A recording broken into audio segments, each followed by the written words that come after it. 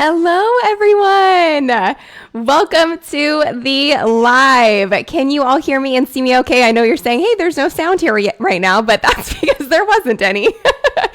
So welcome. Hi, Liz. How are you? Can you hear me okay? Yes, Awesome. I'm great, thank Oh, you. good. Good to be here. So happy to have you here. All right, I am just going to move a few things around on my end to make sure that we can get started and everything is working okay on my side. And it sounds like things are starting to clear up as far as the tech goes, which we always have some issues when it comes to this. So there we go. All right, so I am so happy to get started. If you all can just give me a yes in the chat, if you can hear me and see me okay, that would be wonderful. Just want to make sure that everything is working on your end. Liz, you can hear me and see me all right on your end? I can indeed. Wonderful, and you sound fabulous. So we will go ahead and get started. Thank you so much for joining us.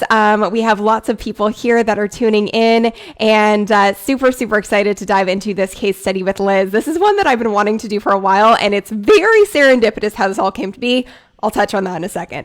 So this is Liz Sharma. So we're going to go over a lot today, but a few of the key things that I want to touch on is Liz went from being a burnt out PR consultant to a six-figure course creator. You moved past some major money blocks, which I think everyone here can relate to, and charged a premium for your program and are charging a premium for your program, which I'm excited about.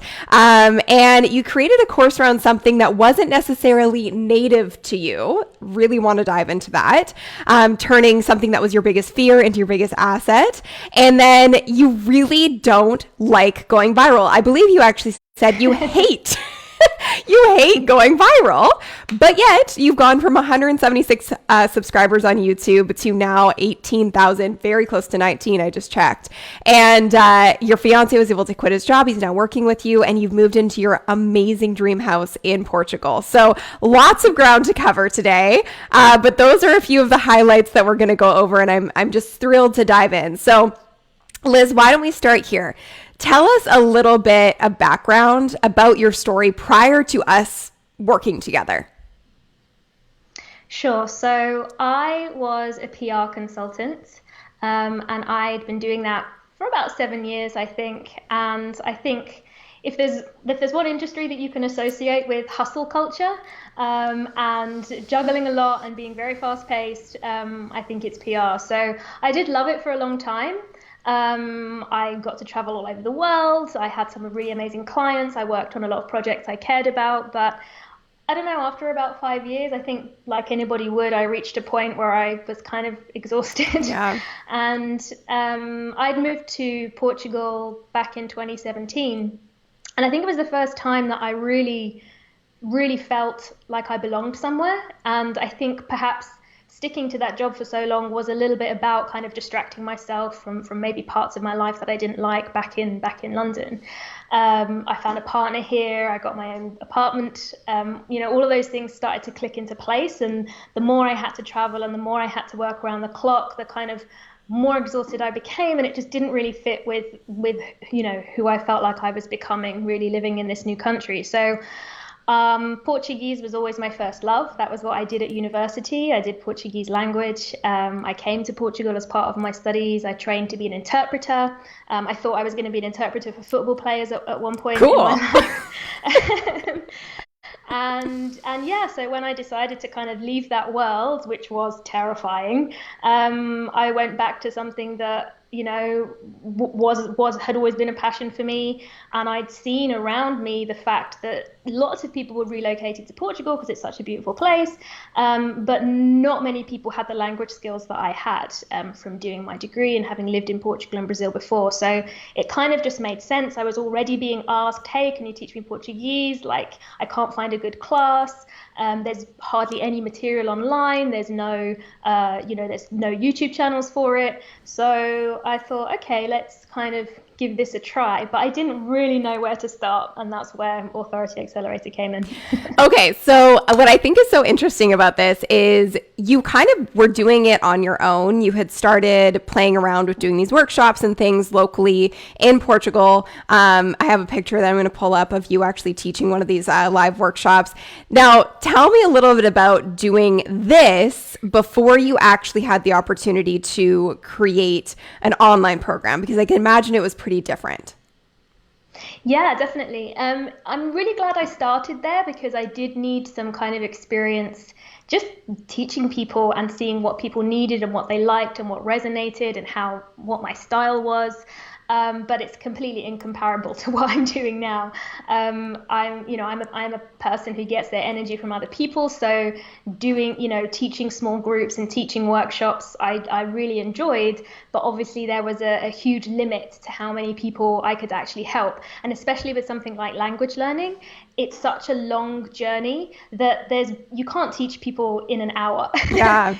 Very much. And I was in this cycle of having to create new content each week. And then I would have people kind of dropping in and out who were now at different levels, and how was I gonna do that? Sometimes it worked really well. I did some really successful workshops, and sometimes it didn't go well at all. And I remember Christmas 2019, it must have been, I was so pumped because I was doing a Christmas workshop, and 4 people came, and I basically broke even on all of the kind of like food and prizes and stuff that I'd bought. I'd had like 35 people sign up and only 4 people came, and I was heartbroken. Oh no. Oh my gosh. The good thing is I repurposed that and did it the following year on YouTube, and I had like 900 people watch. So it's kind of incomparable what you can do in person versus what you can do online. Which I think is a really cool thing about your story, because I think so many people have a preconceived notion about bringing their expertise online, and there's a lot of fear around it, and it feels really technical and it feels really overwhelming. But a lot of the times the in-person trainings are almost even more difficult because it's a set time, you have to fill the space, you have hard costs. Whereas online, you don't have any of those things to deal with. So it's pretty amazing that you went from like a handful of people to like thousands of people all over the world when you brought it online on YouTube. I did want to, if you're just joining us, there's lots of new people coming in right now. Welcome. This is one of our live case studies for the Authority Accelerator program. If you're enjoying this, we're going to get into a lot of really good stuff, money blocks, and how Liz was able to grow from 0 to 6 figures, which is really exciting over the last 12 months. And if you're enjoying it, hit that share button. Be sure to share this out with your networks as well.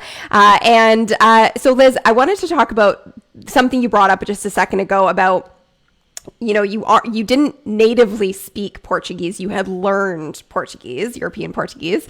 And I know that was a big fear for you in creating your course. Can you talk about that?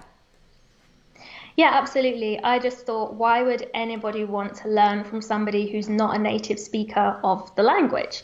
And I remember going to a conference when I was just getting started, and I went to an entrepreneurship conference in Lisbon, and everybody was, what do you do? What do you do? And I felt like such a fraud because I'd only just sort of decided 2 weeks before this is what I was going to do. But I was like, no, fake it till you make it, go and get involved. And somebody said to me, what do you do? And I said, I teach Portuguese to foreigners. And he was like, but you're not Portuguese. And I was like, no, but I've studied it for 15 years. I live here. It's the journey I've been through. And he was like, oh, okay, good luck with that. And I was devastated. I was like, okay, well, there's proof, it's not going to work. But actually, during that conference, one of the sessions was, how the most unique thing about you is you and your own story. And that's something that you talk about a lot inside Authority Accelerator, and how the most important thing is to share your own 0 to hero transformation, because that's what people want. And if you've done it yourself, then there's no better person to teach you, really. So I just decided to really embrace this fact that I'm not native. I teach in English, which isn't going to suit everybody. Some people do want to be immersed, but there are so many people who are so scared of learning a language because it's taught really badly in English-speaking nations. So they have horror stories of their, French GCSE or whatever it is, and they want to be taught by somebody who speaks in English and who also really understands the difficulties they're having and who can explain things in a way that is so crystal clear, because I understand, I've been through that process in my head. Well, that doesn't make sense. Why is it like that? And so that's something that I really embraced. And now most of the people who come to me tell me that that's why they want to learn with me, because you've been in our shoes, essentially. One day I want to be able to speak like you, and the way you explain things is so crystal clear. We just can't get that elsewhere. Well, and I think that's the beauty. I always say there's so much power in being a beginner, because it's really hard once you're an expert at something and you've been in something for so long. It actually is almost harder. I would say it is harder to extract what a beginner and a student needs to learn from you. Whereas if you're going through the process yourself, or you've recently been through it, it's really easy to remember, oh yeah, that was my sticking point. That was one of my biggest hurdles. Okay, this is how I'm going to relay, and this is how I got over it or through it. This is how I can teach it to somebody else. So I think knowing that and knowing your story, because I think it is really interesting that you're not a native speaker, but people are loving you and loving the way that you teach. And it says so much that if you've learned it yourself, you've been through the transformation yourself, it's part of your story. It's often the thing that you're meant to teach others. So I said this the other day, but growth isn't linear, and business isn't linear, and creating an online program isn't linear. It doesn't go like, oh, I went through it, I perfected it, now I'm going to teach it. If you're still going through the process, you're still learning, it makes you almost a better teacher. And the example that I gave for myself is like, I went through burnout. That's part of the reason that I created the Authority Accelerator, because I really wanted to help entrepreneurs understand the most efficient way to grow an online program business, as opposed to kind of trying everything and burning yourself out and making yourself crazy. I wanted to give them an efficient path to do it. Does that mean that I never struggle with exhaustion, overwhelm, being burnt out? Absolutely not. Like, I am not perfect. But because I feel like I'm still going through it, it almost makes me a better teacher. And more grounded in the process, I guess, to help people like you. So I love that. And I think that's such a relatable story for so many people here. So if you have an idea around an online course that you want to create, feel free to put it into the chat. And we're also going to do a little Q&A at the end as well. And if you're just joining, we are talking to Liz Sharma, who is an amazing case study from the Authority Accelerator program. She created a course around teaching European Portuguese to foreigners, and you're thriving. So let's talk about this course you created, because I know that you had some serious mindset hurdles to overcome in the beginning, as a lot of people do. So walk me through that. What was it like when you were first getting started? I think the funniest thing is that the things that have been most difficult about this journey have all been in my own mind. And sometimes I look back and go, wow, if you weren't just stressing about every single step you did, you might have enjoyed this process a lot more. So yeah, mindset has been absolutely huge with it. I think for me the first one was getting over that kind of fear of being a non-native speaker, and then the fear of just putting yourself out there. I mean, I did actually start with YouTube. I found you via YouTube for Bosses, and the agony of uploading your first video and doing your first lives and doing the first webinar that I did. Every time you get comfortable with a certain level, you have to push yourself to the next one.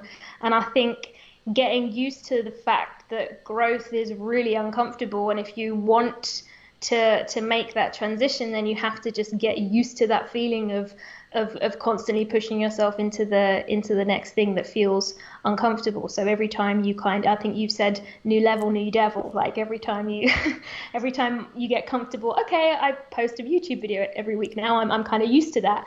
Well, it's like, well, what about doing a webinar for 300 people? So yeah, every single time I've just been taking baby steps and reminding myself that it's a process, and it's not, I had to say to myself, it's a webinar. It's not the only webinar you're ever going to do in the history of your life that everybody's judging you on now, and you're cancelled if it goes wrong. Like, just do a webinar and just keep taking every next step. Just keep swimming. Just keep swimming. We say that all the time. And I know a lot of you know Lauren on my team, and she always says that when it comes to the sales process, she's like, just keep swimming. It's eventually going to happen. And a big saying for us in the program is your success is inevitable, because truly, if you just keep going and you have the right process and plan in place, which is what's inside of the Authority Accelerator, to get your course from zero to, we have clients that are doing, 6-7 figures a month, you are inevitably going to get there. And the biggest hurdle really is your mindset and is your mind, because if you haven't done something before, your inner critic and that sort of self-doubt is going to kick in and be like, why would this work now? Who are you to do this? What do you think you're doing? And the only reason that happens is because it's keeping you safe and it's keeping you protected from the unknown. But entrepreneurship is one giant journey in the unknown at all times. So, and it really is, what you said is exactly true. It's like these baby steps. And I say it's just constantly building resilience, because the more you get knocked down, the faster you start to get back up. And in the beginning, your first thing that you put out there, whether it's a YouTube video or a webinar, it feels like the scariest thing in the world. But it actually is just a baby step on the way to even bigger things, which are probably going to scare you more. But every time that you up level, your resilience grows and your confidence grows. And everything that you conquer that you think you couldn't, your confidence grows. So I have this Post-it. I'll pull it out. I think there's probably a few people here who know what it's going to be, but I keep this on my desk. I keep it in my room. I know you're familiar with this, but test, fail, learn, grow, repeat. That's my motto, because everything is a test. And when you're creating a business, if you look at everything as being concrete and final, you're never going to do anything, because nothing is going to be perfect, and you can always learn from absolutely everything you do. So I love that perspective. What were you going to say there? Yeah, I mean, I'm also a recovering perfectionist, and I think the way that you present the program as well, in terms of everything is an iteration, even down to the program itself. Mm-hmm. So the idea, like, 'cause I was at school, I would have been the one who liked doing the exams because it was over, and if it was coursework, I would spend so many weeks and hours and sleepless nights trying to make it perfect. Right. So just the idea of doing a course that you can continually iterate on makes me feel so much better, because every time I get some feedback from students, I don't think, well, that's it, my course is ruined and I'm a failure. I just say, great, I update it every year. I'm keeping a list of all of these suggestions, keep them coming. I can't wait to launch 2.0, which will be coming later this summer. Yeah, absolutely. And I think that's a big thing, is like, nothing is final. It doesn't matter how far along you are in your business, nothing is final. And if you're just joining us, we're talking about the Authority Accelerator. Liz is a member of the Authority Accelerator. If you are looking to apply, Nicole from my team, hi Nicole, just added the link to apply right there. And it's also on the screen right below Liz. I can't really, this way? Yeah. It's right there. Everything's in reverse. So I'm like, where is it? So it's authorityaccelerator.sunnylenarduzzi.com/survey page. That is the link to use to send in your application. And we do have space this week to speak with you. So I hope that you do go ahead and apply. So Liz, let's talk a little bit about the pricing aspect, because another big misconception when it comes to creating an online course is that you can only sell a course if it's about making money or building a business. And we have so many people in the Authority Accelerator that are talking about everything from how to save your relationship, save your marriage, to teaching a language, to fitness, to everything in between. So for you, when it came to pricing your course, how challenging was that? And how much were you charging for your workshop versus what you're doing with your course?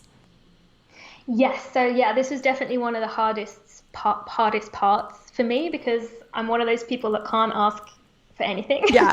I'm like, oh, I'll do it for free, don't worry. We've all been there. So yeah, to come along to my like drop-in workshops, it would have been like 15 euros. And yeah, when I did my first kind of ideas for my online course, I was charging $97 for like a 6 weeks of sessions, and then the first 5 people to apply would also get a free 90-minute session with me, because I was just so terrified that nobody would actually, pay me. And when I joined Authority Accelerator, that was one of the things that I really wanted to sort out in my head. And with languages in general, as you say, it's very different. Of course, if you're selling somebody a method for making money, then or even to do with kind of health and fitness for their body, those kind of things, transformations seem to kind of make more sense. So for me, it was really trying to drill down in what's the journey that people want to go on, how different is their life going to be if they manage to do this, who are the kinds of people who are going to be super committed to actually getting this done. So I ended up niching down kind of further to really cater to kind of professionals who were relocating or retiring, so people who were going to be spending the rest of their lives here, and therefore really wanted to get around this hurdle. Everything that was already available on the market was either kind of a membership site or, sort of low to get off the shelf courses. And there are some really great ones out there, some really high quality ones. But it made me think that I really just needed to go in the opposite direction. And so instead of thinking about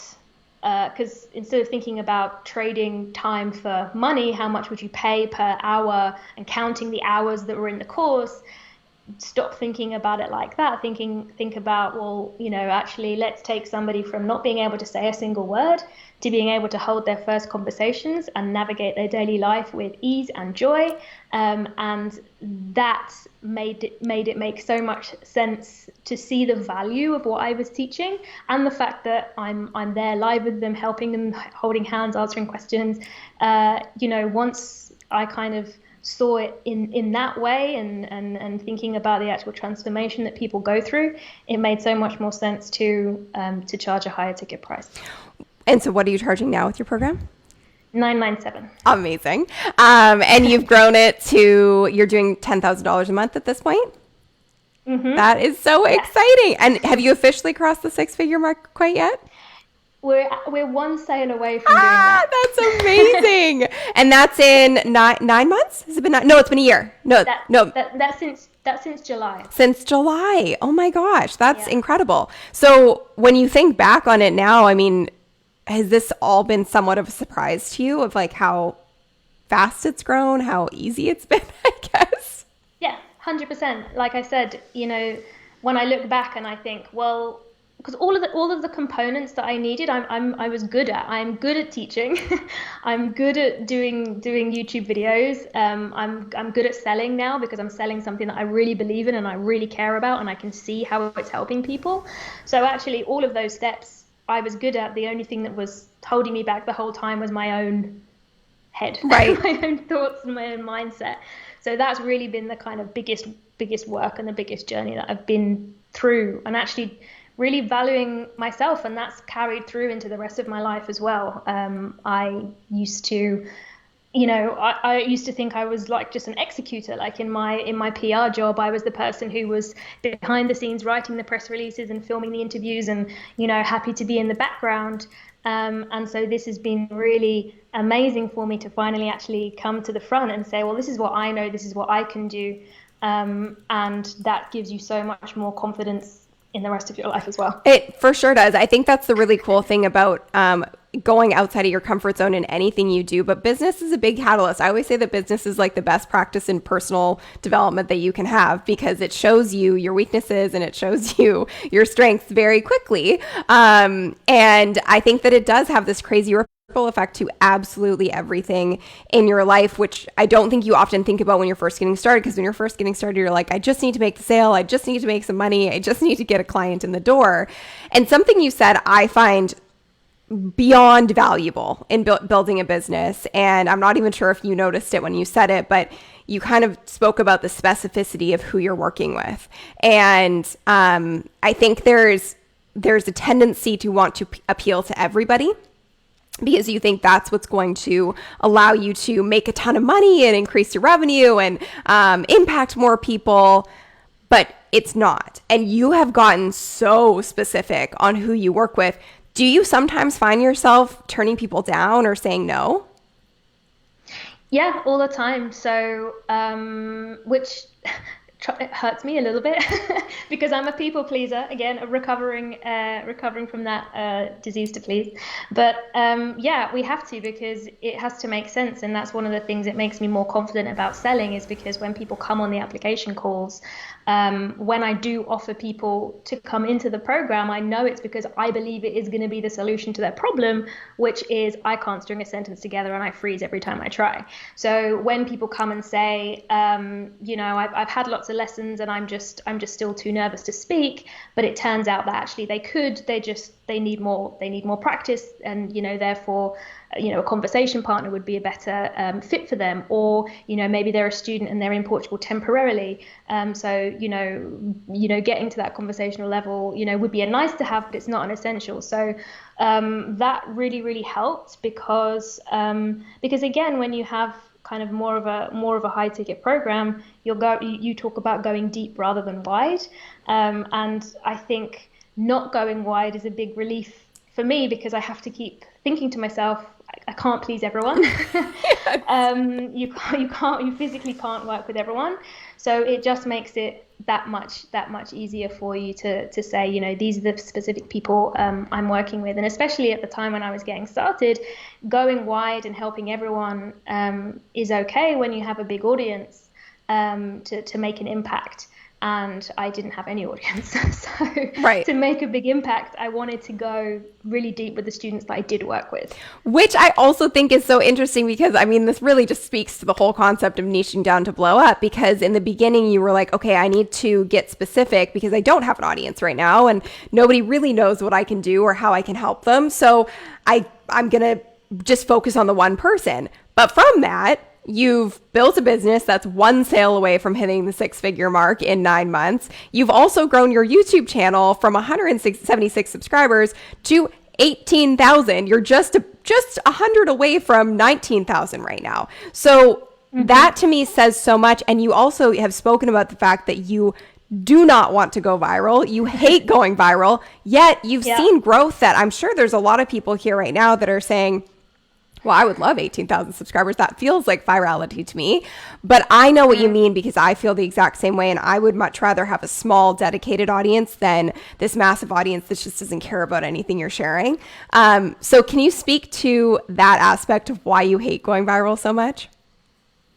Yeah, sure. So Portuguese is very interesting because it's spoken in a lot of countries, but the biggest one is Brazil. And I've actually lived in Brazil, and I love Brazilian Portuguese as well, and I can actually use both accents. So that's also another thing that was kind of unique to my story that I knew I wanted to kind of play around with. And so I got together with some friends and I did this whole video about comparing pronunciation in Brazil and Portugal, which I knew was going to do well. But it's on like over 200,000 views now. And honestly, the comment section breaks my heart, because we tried to be so sensitive with the video, and we did a really great job. And as a teacher, I always want to be inclusive about all types of Portuguese. But the comment section was literally just Portuguese people and Brazilian people fighting. and it was just such a shame to have people who weren't, my audience is people who are learning, who are English speakers or, non-native Portuguese speakers who are learning the language. And for them, that content is really interesting, because it is interesting to understand what the differences are and why you find one easier to hear than the other, etc. So those were the people I was trying to reach with that video. But of course, it attracted a lot of, Portuguese and Brazilian people, which is cool, but those people never want to work with me because they don't need to learn Portuguese. And yeah, there were so many people who were making comments that showed that they hadn't watched the whole video. They'd completely missed the point of what we were trying to do. And so that was like, I was like, okay, I don't really want to go viral. Yeah, and So I mean, I can speak to that as well. I've had a lot of videos go viral over the years, and there's just a big difference in the quality of audience that you attract when something goes viral, because the nature of virality is that you lose control of it. And so as an entrepreneur using Facebook, as somebody who has an online course to sell on, or using YouTube, I mean, and Facebook and every other platform, when you're really intentional about who you're trying to reach, it doesn't take a big audience. You can have a very, very, very small audience and see a big impact and see a high conversion rate from the content that you're creating, because it is so specific. It's really for that one person who truly does need your help. Trying to appease everybody and appeal to everybody just is never going to work. And if it's this surface level audience who, like you said, if it's going viral, it doesn't mean people are actually watching the video. It just means that it's a topic that's inciting some kind of emotional reaction. And so they're not even watching the video. It hurts the retention on the video. You're getting these really ludicrous comments on the video, and you're not getting any real conversions from the video. So I think that's important to understand. My favorite comment was, why does that girl speak in a British accent? That's so forced. And it was like, well, I'm actually English. So. It's not forced, it's my real voice. Oh my gosh. Yeah, sorry about that, you guys. It's just what I sound like. I mean, I've definitely seen some wild comments on my own videos, so I can imagine some of the things that were said on yours. But I think that's the thing to understand is, like, Liz didn't intend to go viral, didn't really want to go viral. You had that one video that kind of blew up, but your business really has been about being super intentional and being very specific on the one person you're trying to attract. And I always say, when you're creating an online program, if you can be specific to one person and create one clear-cut transformation, that creates a highly scalable program. Because if you're trying to solve everybody's problem and work with every single person under the sun, you're having to customize everything that you're doing, and that doesn't create a scalable program. That creates a one-to-one service, which is exactly the opposite of what we're trying to do inside of the Authority Accelerator. If you're enjoying this, by the way, hit that like button. Be sure to share it out with anybody who needs to hear this. And if you haven't seen the link, I've dropped it a couple times, but if you'd like to apply for our Authority Accelerator program, where you work with me to create your highly scalable program like Liz has done, you can go to this link right here. I keep screwing up which angle, but this link right here. authorityaccelerator.sunnylenarduzzi.com/survey page. So you move past the money blocks. You are now selling your program. How has life changed from who you were a year ago to who you are today? Let's go into that topic. Well, I think being able to wake up every day and work on something that you love and that you created, and that you have complete control over, is such a privilege. When I do things now, I don't have to worry about, like, oh, what's the client going to think of this? They're all decisions that I can make, and I can be so creative. And that was one of the things in my kind of, affirmations, that, to be at peace, to be creatively fulfilled.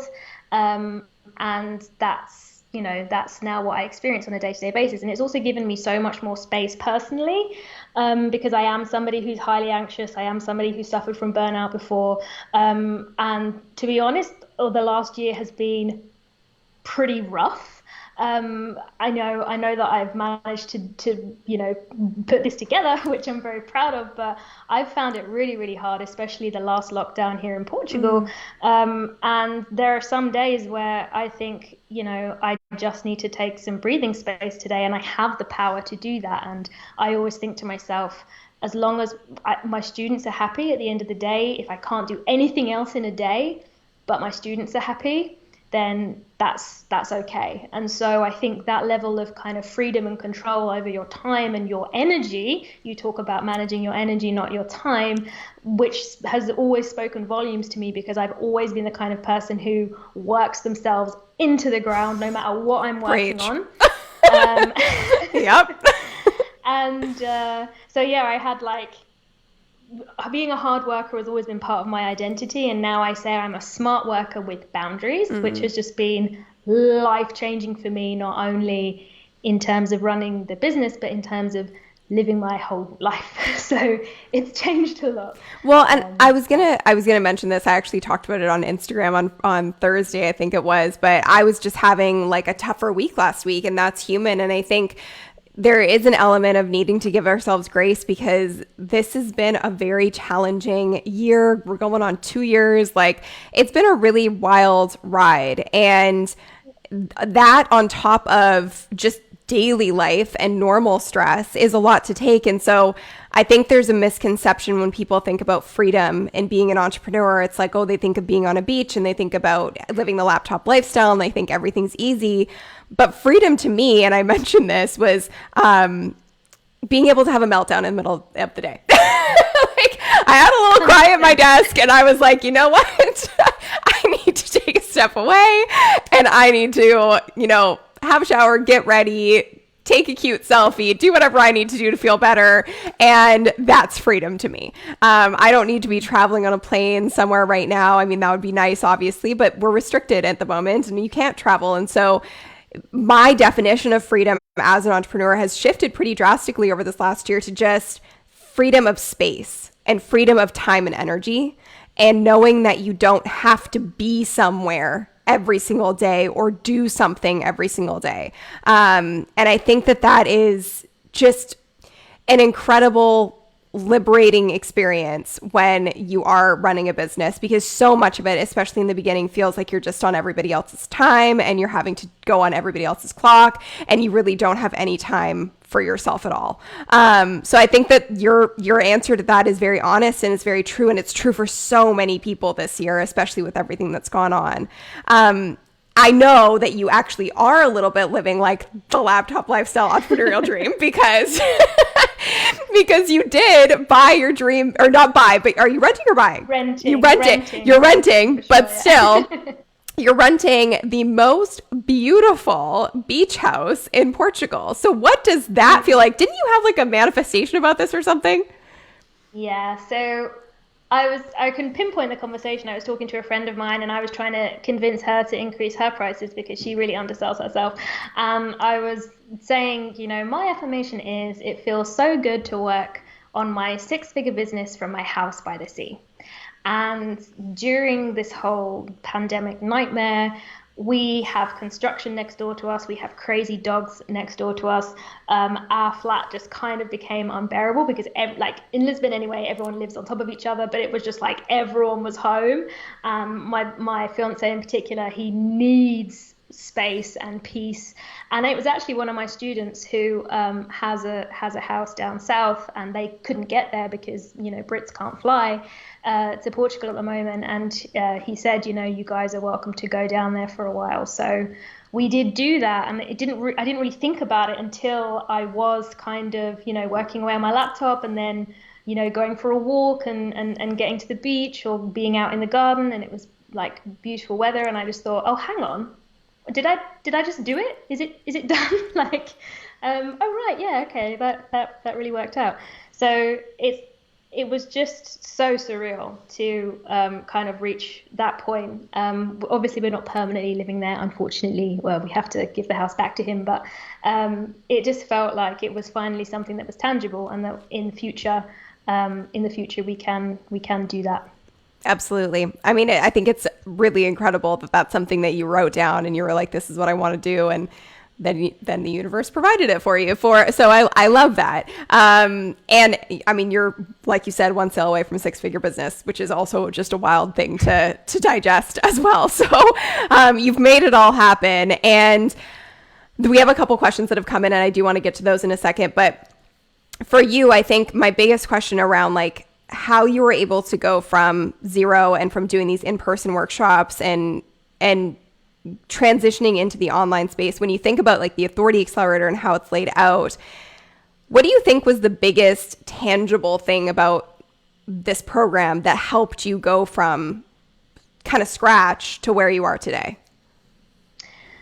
The program takes all of the guesswork out of it. So I didn't have to sit there thinking, what do I do next? It was literally all laid out for me. And whenever I doubted myself or was dithering, I would just have a word with myself and be like, just listen to Sunny. Do you think you know better than she does? No, you don't. So just do what she says.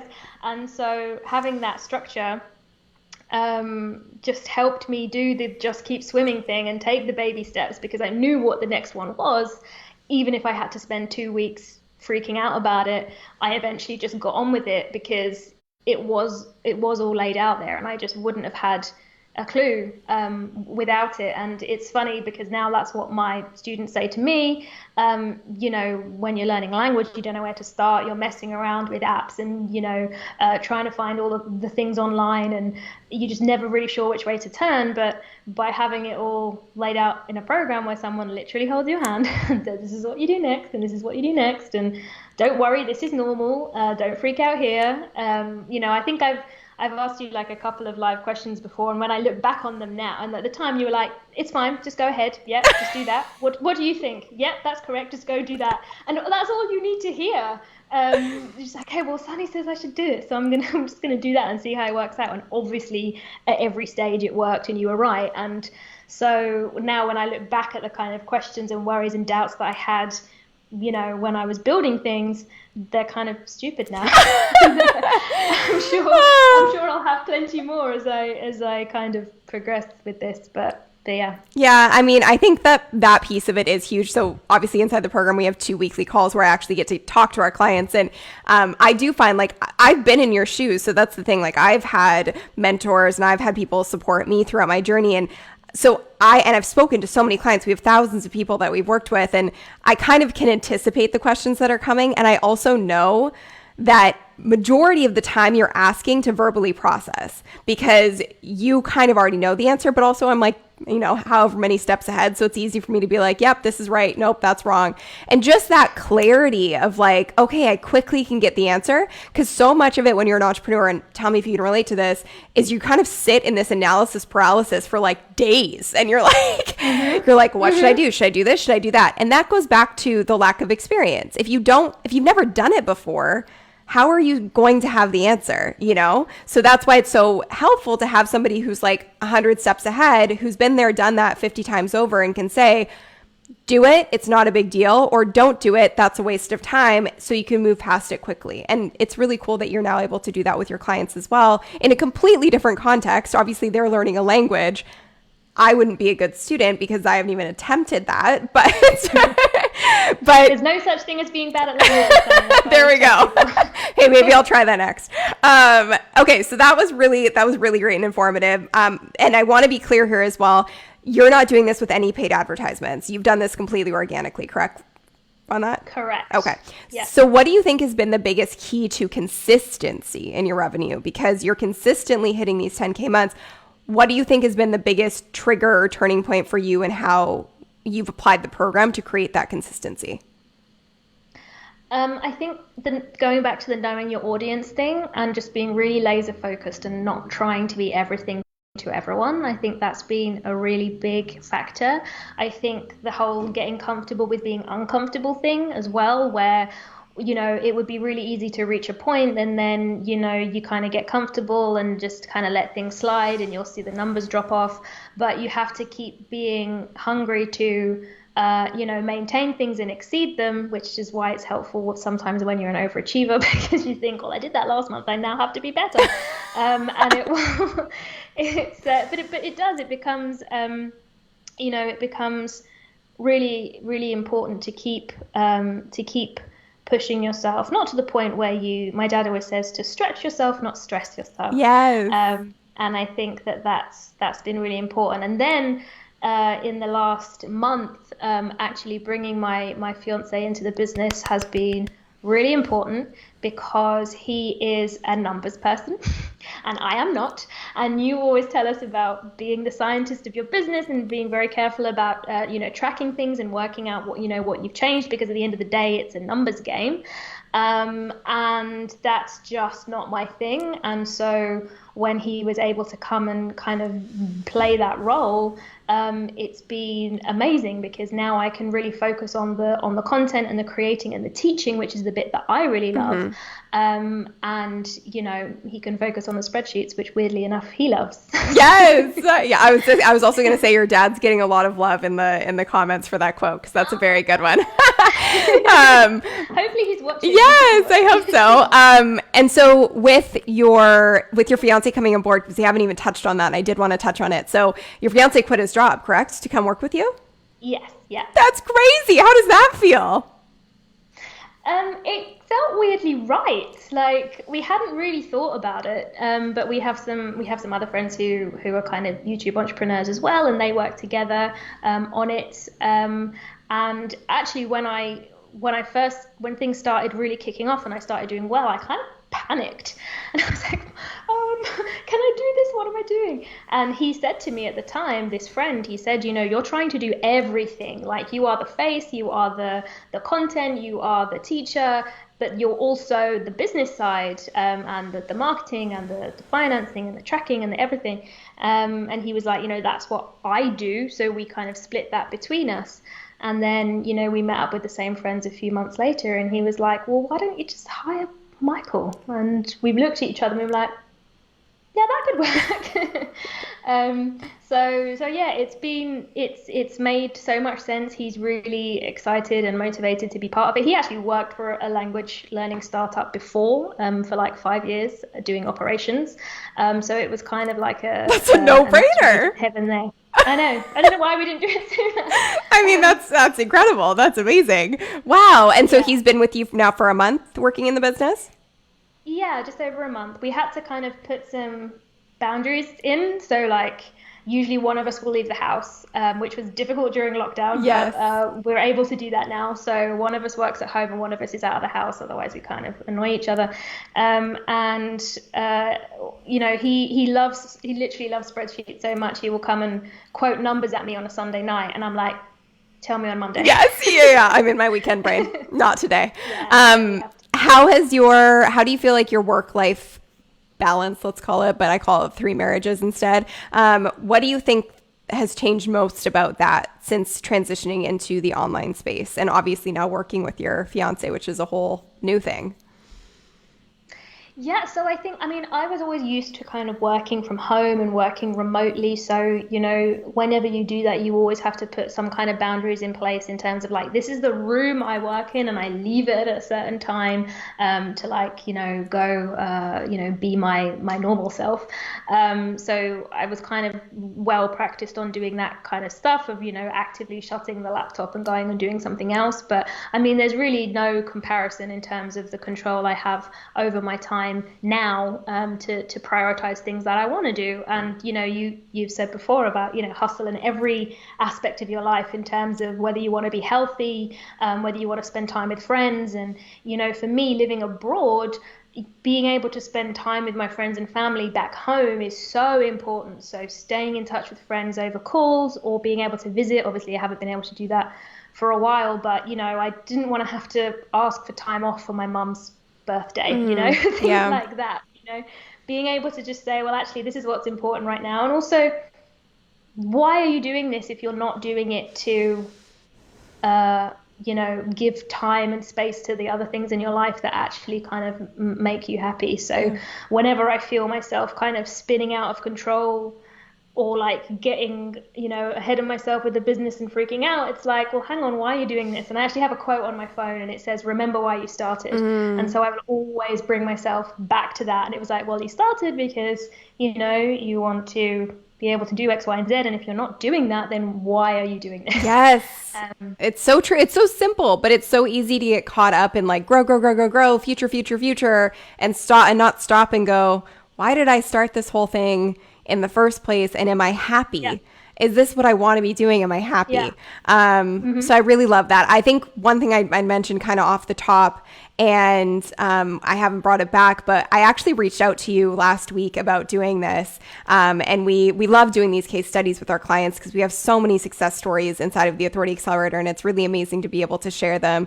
And when I reached out to you, you said, I joined exactly a year ago today, and this was my goal. So I got full body chills when you said that because I didn't realize that it was to the day a year later that you had joined was when I reached out and said, hey, do you want to be a case study? I'd love to interview you about your success story. So how does that feel for you to be in this position now? Crazy, because I would look at people in the group and think, oh, I can't do that. Like, it's great to be kind of inspired and see what other people are doing, but like, that won't be me. And it was funny because I've always been the kind of person who was at the top of the class and was always the teacher's pet. So it was very strange and uncomfortable for me to be in an environment that sounds so big-headed, but like when you're in a situation where you think, okay, I'm way behind these people, I don't know what I'm doing. And if people are watching this now thinking, well, that can't be me, like it literally can. And I think, what's the quote about, if you're the smartest person in the room, you're in the wrong room. So, yeah. Like, so surrounding yourself by people who are doing what you want to be doing, like that's the first step. And so yeah, I'm glad. I'm so glad. I just thought that was the coolest thing ever. And I'm so happy for your success. I want to answer a few questions, so we'll do that in a second. If you are here watching and you're enjoying this, be sure to hit that share button, hit the like button, leave a comment below with some of your biggest takeaways. If you have a question, feel free to drop it in the comments as well. But I wanted to ask you before we wrap up, the link to apply for the Authority Accelerator is right here. And I've dropped it in the comments as well. But if somebody's here watching and they're like, hey, I'm ready to create my online program, I'm kind of nervous, they have some fears around it, what would you say to that person? Because you were that person a year ago. Sure. Yeah. I mean, just jump in and do it, because the actual taking the action and deciding that you're going to do it is the hardest part. But once you're in and you've literally put your butt on the line and you think, okay, well, I have to make this work now, and you see all the other people around you who are doing so well, you can just think, well, why not me? That can be me as well. So yeah, the only thing stopping you is yourself. So just do it and get started. I love that. We did have a couple questions, so I wanted to go through a few of those. I think I saw someone ask about your money blocks, and I know we talked about that, but I did want to kind of touch on it again. Just trying to, there's a lot of comments here, Liz. You started a lot of conversations. Oh yeah. So Ryan Stewart said, curious how you overcame the money blocks. I know we talked about this at the beginning, but do you want to kind of give some Cole's notes around that piece of it?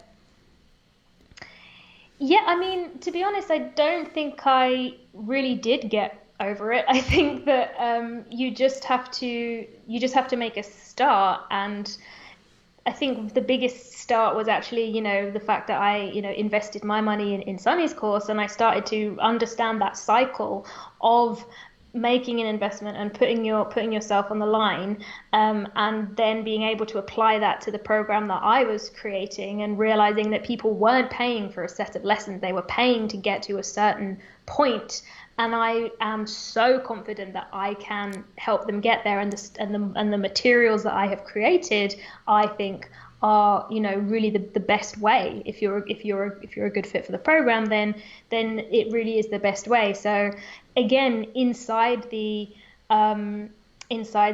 program, Sunny says, if you're struggling to price it, just put it at $500 for now. And that, for me, again, taking all of the stress and the guesswork out of it, to just start there and see the response. And when you get people kind of flooding in, you're like, oh, what was I doing before? Like, why was I underselling myself so short? And so just always making sure that it feels slightly uncomfortable. But and a friend said to me when I was telling her, she was like, you're not a snake oil salesman. You're selling people something that they really want, and that works because people have told you so. Like, I will often get emails from people who've just started, and they say, oh, I just got started, this has blown my expectations out of the water, it's so great, I'm so grateful to you. And when you start getting that kind of validation, you think, okay, this is good, and that's what really makes me happy, when I can see that it works. Like, you have to be really confident in your program, and it has to be really good to get to that stage. But that's why the model inside Authority Accelerator is so good, because you're constantly testing it and you're constantly getting feedback from people. And I've only ever raised my price when I felt confident that it was worth it. And now I really do believe it is. And seeing the transformation people go through and how much they enjoy it is everything to me. And I will always kind of protect that. And that kind of integrity inside yourself that you know that what you're selling is really beneficial to people, is what kind of grounds it for me. Yeah, and I think that's part of the way that I built the Authority Accelerator is to get your prototype, we call it, into the world as quickly as possible, because the only way to get confident in your pricing and in your offer and what you're putting out into the world is to actually put it out there. And that seems very simple, but I think so many people sit back and they perfect things and they work through things for too long, to the point that it creates that analysis paralysis, and you're never going to actually be able to see if people want it, if it works, and what the feedback is. And feedback, at the end of the day, good or bad, ultimately it's just an opportunity for improvement and evolution. And when you look at it that way, I know you mentioned this earlier, but you're like, bring the feedback on, because it just allows me to get better. It makes me better and better and better. And it's truly, it has made you like one of the go-to channels in your niche in a very short period of time, because I think you do know your audience so well and you're so tapped into them. I have another question here from Eva, or Iva, sorry if I'm saying your name incorrectly, but she said, Liz, can you share how you go about creating the content when there's so many different levels? And she's talking about, you're catering really to one person as opposed to everybody. She said, do you cater to all, elementary, intermediate? Does everyone start at the beginner's level? So this is one of the things that I struggle with the most at the beginning, because learning a language is you can't learn a language in 6 to 8 weeks, which would be the ideal time for a program. So again, I just niched down and said, okay, I'm going to take people who are a total beginner up to being conversational. I call it confident and conversational, where they can navigate practical situations, where they can, formulate questions, have their own, conversations with native speakers. Because really, once they get to that level, the world is kind of their oyster and they can take it and run with it. And the strategies that I teach them in terms of self-study, they'll then be able to apply and kind of progress to a higher level. So I do still want to do an intermediate course at some time, but right now I'm still so focused on getting this one right. And it all just comes back to having one thing that you're good at and one ideal client that you're kind of catering to. So I take, if you're familiar with languages, I take it's A1 and A2, so up to that kind of basic conversational level. And I was going to say just about the transformation, because you mentioned, 6 to 8 weeks is the ideal time for a program. And I think the key thing to remember is how we teach our clients to create programs is you're creating a transformation. And a whole transformation isn't necessarily going to happen in 6 to 8 weeks. Like Liz, you've been in the program for a year, in Authority Accelerator for a year, and you're now at a place where the program's running on Evergreen and you're bringing consistent 10K months and all this stuff. But did that happen in 6 weeks? No. Did you get your program out there pretty darn quickly and start selling it? Yes. To prove it. But like the whole transformation does take time, which is why we love having lifetime access for our clients as well, because it creates this mastermind where you have all different levels that are all able to support one another as well. And it's about the transformation and not just the tactics. You're not just teaching people tactics. They can get that for free on the internet. You're actually creating a very specific transformation, which I think has been a big key for you. Leah Versalotti, I would say, heck yes. I hope you apply. You asked if the Authority Accelerator would be a fit for you. I think absolutely. So go ahead and apply. So I think those were all of the questions that we had. Is there anything that you want to kind of touch on before we head out, Liz? No, only to say that literally if I can do it, anybody can. So yeah, you have to, you have to be ready to work hard. And I think it's one of the things, that Sunny always says whenever somebody's kind of floundering, like, how badly do you want this business? And for me, I kind of put everything on the line. I mean, the pandemic basically shut down my in-person business anyway. So I really just had to buckle down and make it work. And I think if you have that commitment and you have that drive to make it happen, and you're really passionate about getting your knowledge into other people's hands, then this works. So, Thank you. I have one last question for you, because I think it'll be relevant to the crew inside of Authority Accelerator. Daniel asked, how was your transition from POP, which is your prototype first iteration of your course, to Evergreen for you? How was that? That was awesome, but that was terrifying. So because when you're doing the live sessions, it's sort of inside your comfort zone because you're dealing with people like in small groups again, and it's live, and it was something that I was familiar with. So that didn't feel too far out of my comfort zone, but everything to do with turning it evergreen was absolutely outside of my comfort zone. And again, that's where my fiance comes in because he literally built my evergreen sales funnel in a day. I'd been stressing about it for about 3 months.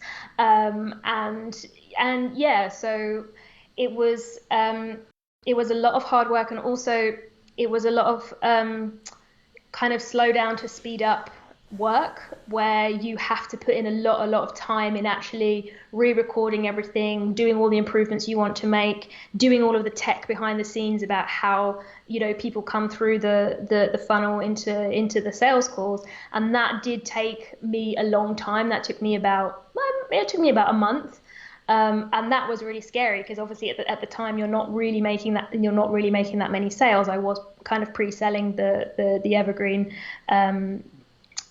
SOP, but but once I'd completed that, that's when things took off. For me completely. It was game changing because I suddenly had all that time back from doing the teaching and creating the course. I then had the time back to give to the students in terms of support, and then in creating the content, which I love to do in terms of YouTube and live sessions. Yeah, absolutely. It gives you the space to be able to focus on the things that are really in your genius zone while having this thing that can just work for you when you're not working, which is great. Awesome. And how long from signing up to the program to launching your pop did it take, along with wrestling the mindset stuff? So from signing up to actually getting your program out into the world, what was the time frame? So I joined in mid-April, and then I was doing sales calls for the pop mid-May. So yeah, the 30-day cash flow plan, I literally got straight on it because I already had such a good idea of what I wanted to teach because that's what I've been doing in person. So that stuff was kind of handled. So it was really just a case of doing a call out. I did like several live streams on YouTube where I was doing lessons, and then in the last one I just dropped my application form in, and then it just went from there. Blew up. I love it. And May asks, do I need to do the pop process again if I get into AA? You don't have to, but it is something we recommend because we know how powerful it is. And part of what Liz is talking about, and if you're not familiar with this verbiage and terminology, I know it's different, but we have kind of our own dictionary inside, our own language really, inside of Authority Accelerator. The whole purpose of how we've created the program is that you can actually fund your business and give yourself breathing room as you build out the evergreen version. So you get your pop out into the world, you get cash flow in the door using our 30-day cash flow plan.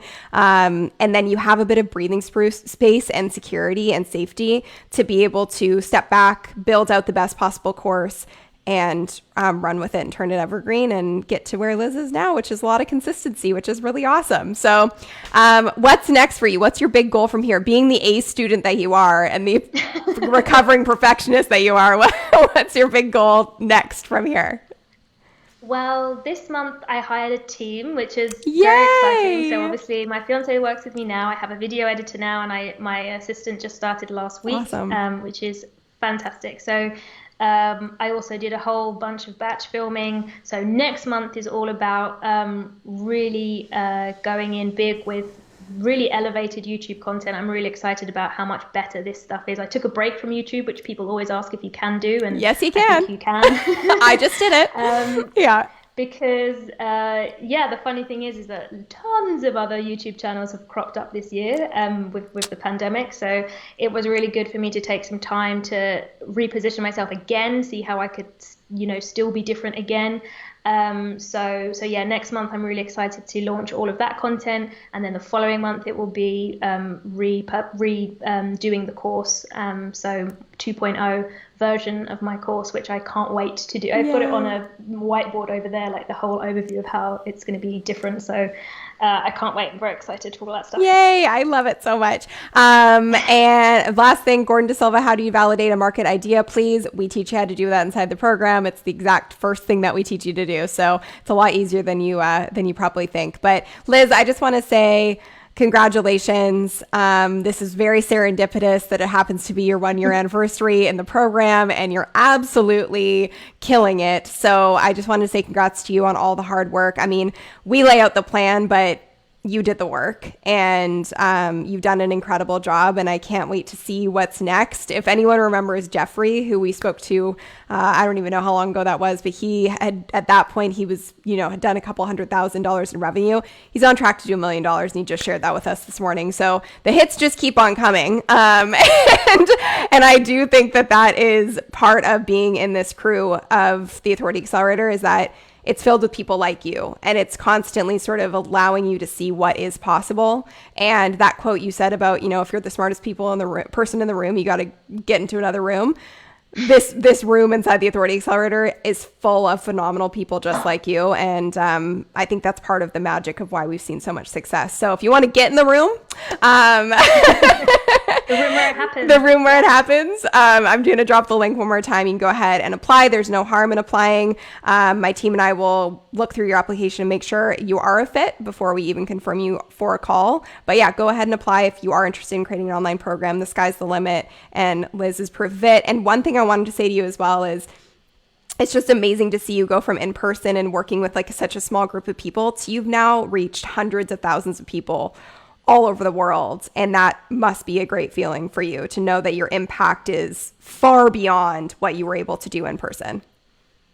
Yeah, absolutely. When I read the comments of people that you just never imagined reaching all over the world, just saying that you've helped me so much, you've given me so much confidence, that's why I get up in the morning, why I do what I do. Same. So it's really great. Ditto. Thank you so much, Liz. Thank you everyone for attending. Share this if you liked it, like it if you liked it, and comment and let us know what your takeaways are, and hope to see you inside the room. Thanks, Liz. Bye. Thank you. Bye.